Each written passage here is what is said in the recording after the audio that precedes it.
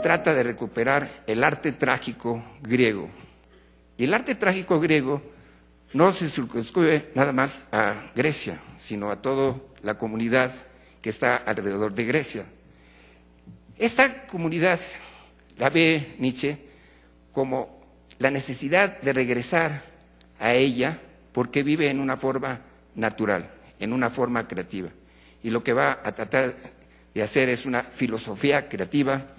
Pero sobre todo lo que va a hacer aquí Nietzsche es recuperar a Dionisio, que es el movimiento, que es el cambio, que es la lucha de fuerzas, que es la desmesura, que no se había tomado en cuenta por la mayoría de los filósofos a través de 2400 años de filosofía, porque esa filosofía de los grandes pensadores era una filosofía que buscaba la certeza al ser, a la lógica con mayúsculas, al dogma, y a cosas que no concuerdan con la naturaleza. Entonces, eso es muy importante que vean aquí el gran cambio que quiere hacer Nietzsche. Ahora, él tiene una terminología que ahora la podríamos interpretar de otra manera. Por ejemplo, usa el arte trágico como el arte, o sea, el arte que todos los conocemos. Por ejemplo, estamos en este lugar maravilloso en donde pueden ver la creación de pinturas, la creación de esculturas, la creación de música. Y entonces asociamos la palabra creación, creacionista, con el arte, pero el arte como algo que podemos contemplar, nos guste o no nos guste. En el siglo XIX, cuando vivió Nietzsche, la palabra arte significaba el conocer a la naturaleza. Y la naturaleza es creativa. Y eso va a ser el primer gran aporte científico de Nietzsche, de este trasfondo científico, porque la creatividad la va a ver en algo que se llama la voluntad de poder. La voluntad de poder es la creatividad que tiene toda la naturaleza, como lo van a ver en la película, la creatividad del universo, la creatividad de la tierra, la creatividad del cuerpo humano, la creatividad del pensamiento, la creatividad intrínseca que tenemos todos los seres humanos para poder vivir. Todo nuestro cuerpo es creativo.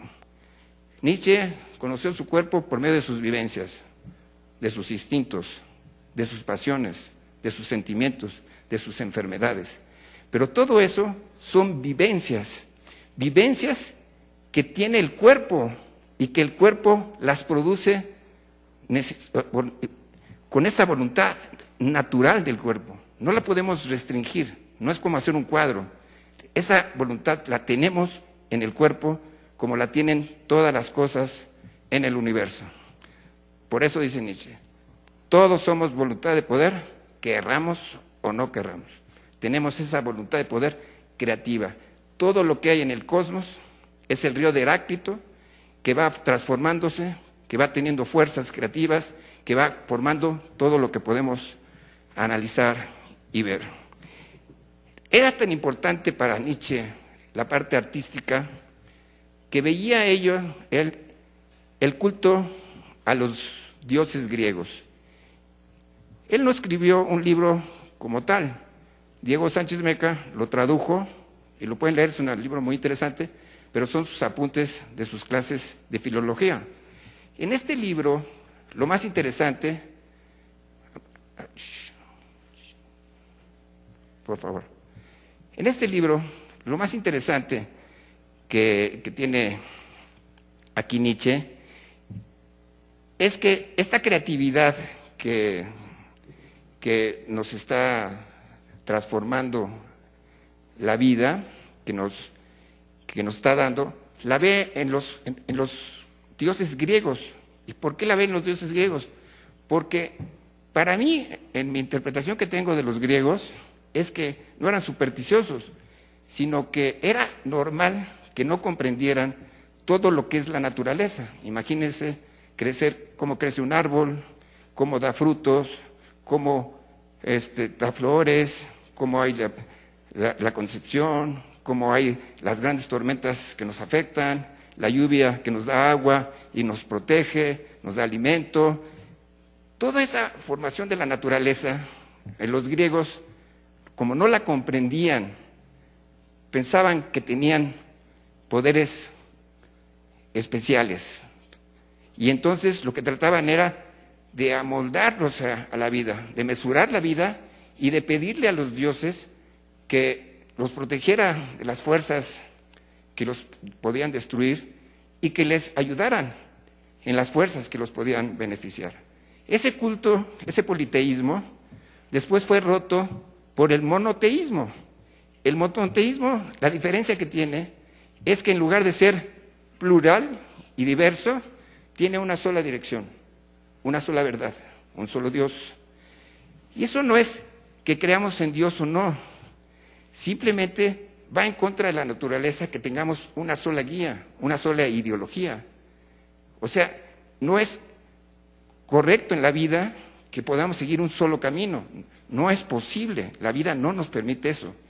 Entonces, de ahí viene una de las grandes críticas que tiene Nietzsche, ¿no?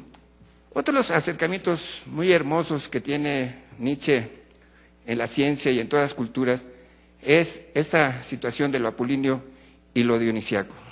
Es una situación que lo podemos ver claramente en la física ahora actual y que es sumamente interesante. Lo apolíneo, para mí, es la mesura de las cosas y lo dionisiaco es la desmesura. ¿Cómo podemos dar un ejemplo de las dos? Yo siempre pongo el ejemplo de las Torres Gemelas. ¿Se acordarán que las Torres Gemelas son estructuras de cemento muy grandes, eran hermosas, parecía que no eran indestructibles? Y eso es lo apolíneo, son las formas, la materia, lo que podemos observar con facilidad. Y eso apolíneo, cuando chocan los aviones, se desatan las fuerzas dionisíacas y empieza todo las cosas al revés y empieza lo dionisíaco a ser más importante que lo apolíneo. Y después, cuando se enfrían, quedan los restos que vuelven a ser apolíneos, pero siguen teniendo la forma dionisíaca. Entonces, esta lucha de fuerzas la tenemos en todas las cosas en la naturaleza. Yo siempre digo también que Albert Einstein, como buen lector, ustedes saben que él era bibliotecario en Berna. Cuando él se acerca a todos los libros que había en esa biblioteca, nos encontramos que en esa biblioteca él estudió todos los físicos y estoy seguro que estudió el nacimiento de la tragedia. ¿Por qué? Porque una de las teorías de la relatividad es muy sencilla. Energía, Dionisio, masa por velocidad al cuadrado, apolíneo. O sea, es la teoría de la relatividad que no es solamente de Nietzsche, es de todas las culturas, que no se comprendía, y ahora que hay aquí físicos, amigos míos, ya ahora la comprendemos más y podemos entender que así se puede ver. Es una parte de la teoría de la relatividad, pero es una parte bastante interesante. Entonces, otra cosa que quiero hablarles es de la teoría del conocimiento de Sócrates, que se habla en este libro, Nacimiento de la Tragedia, que este conocimiento de Sócrates, que Nietzsche sí lo va a criticar severamente, porque realmente el conocimiento que tiene Sócrates de su teoría es conocer las cosas. ¿Qué son las cosas? La filosofía predicativa. Esta filosofía nos da la fuerza que por medio de la mente, por medio de la razón, podemos ver con la vista y representar las cosas que vemos enfrente. Por ejemplo, vemos un árbol y entonces podemos decir qué es el árbol. Esto Nietzsche no lo acepta. Por primero, nada podemos conocer en su totalidad porque sería tan atrevido como conocernos, que alguien nos conociera a nosotros. O sea, por medio de la vista, poder conocer los otros objetos o a las otras personas. Y a Nietzsche no es que esté en desacuerdo por la hambre de conocimiento de Sócrates, pero lo que sí está de desacuerdo es que Sócrates lo que quería conocer es que conociéramos qué es la vida.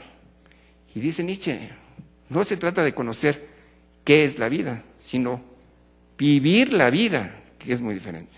Vivir la vida sí nos trae una manera de conocer nuestros sentimientos, nuestras pasiones y todo lo que somos nosotros, ¿no? Entonces, también en la teoría del conocimiento de Sócrates hay algo que trato yo de analizar, que cuando él se dirige a un objeto, vamos a poner un árbol, se olvida de todo lo que hay alrededor del árbol, que es el aire, que es la tierra, que es el movimiento cósmico, el movimiento de la tierra, y nada más se fija en el árbol. Entonces, ¿qué está creando ahí? Está creando la oscuridad, está creando que todo lo demás está oscuro. Y entonces las cosas están oscuras porque lo único que sabemos es qué son las cosas.